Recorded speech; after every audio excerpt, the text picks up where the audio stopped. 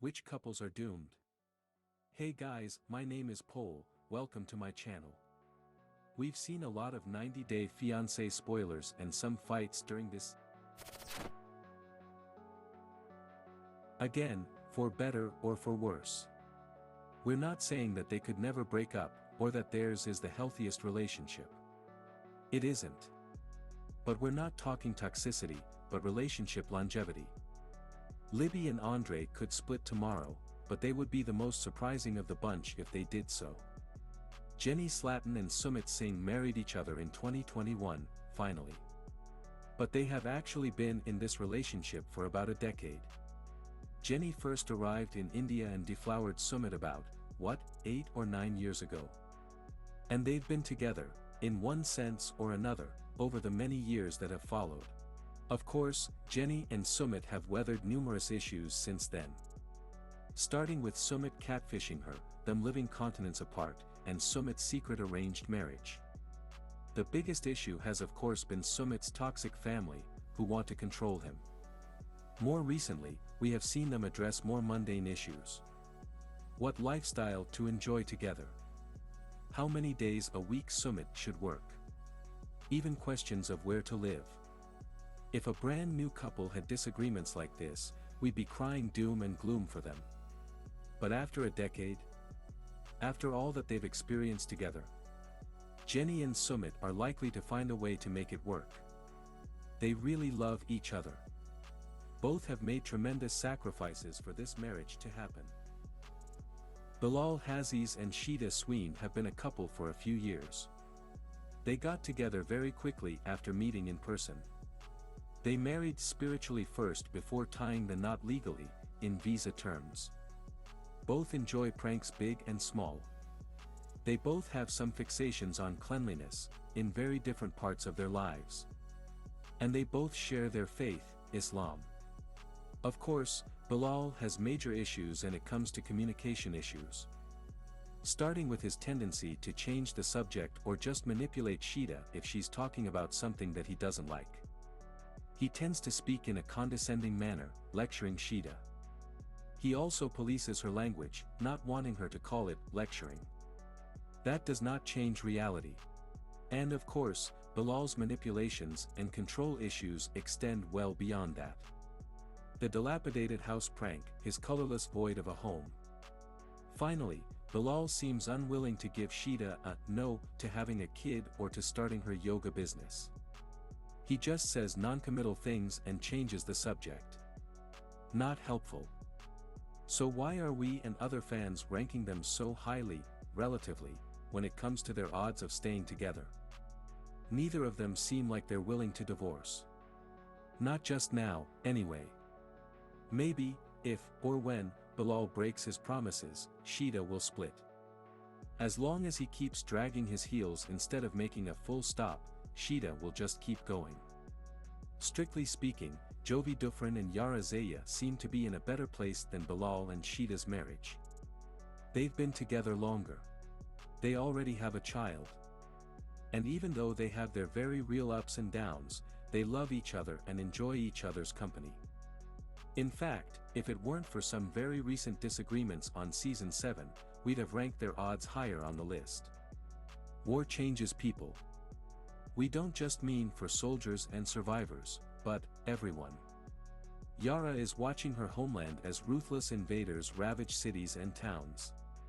Mass graves, mined houses, and streets littered with murdered Ukrainians have defined this horror. Some Ukrainian expats might never want to return, for fear of another Russian attack. But others may feel drawn to come back and help rebuild.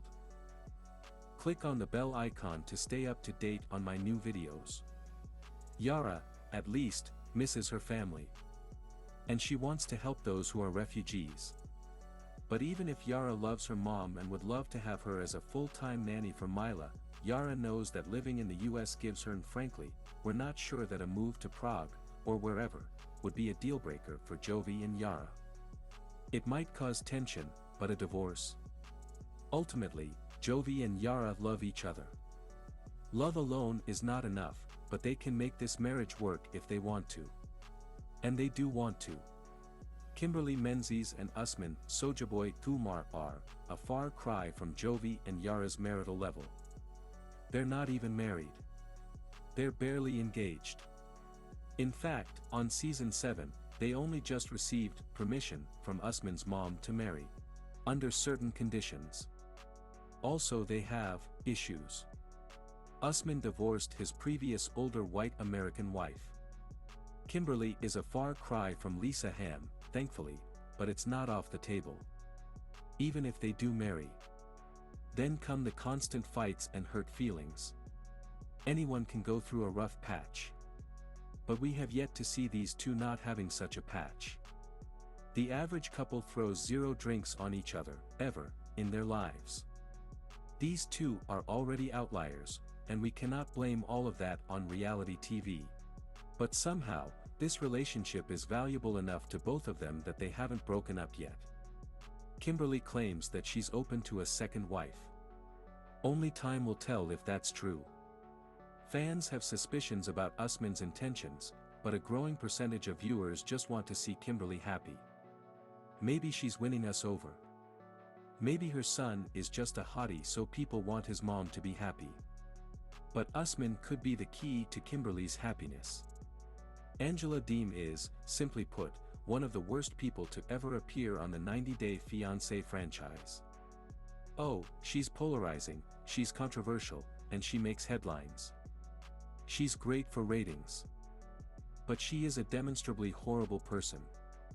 We wish that we could put her and Michael Ilesanmi at the bottom of this list. But, sadly, declaring that they are certain to break up would be wishful thinking. There are countless reasons for which Angela and Michael should divorce and never see each other again. Angela is viciously verbally and emotionally abusive. She is toxic and controlling. From banning Michael from working to forcing him to delete his Instagram, this is not how a loving partner behaves. She's also a huge hypocrite. And, just for the sake of saying it, many viewers are suspicious of Michael's motives. Since there is nothing lovable about Angela, they wonder if he is scamming her. Others suggest that he started off scamming her, but now the media attention and Stockholm Syndrome have him in too deep. To be blunt, even if a bunch of those were via text message.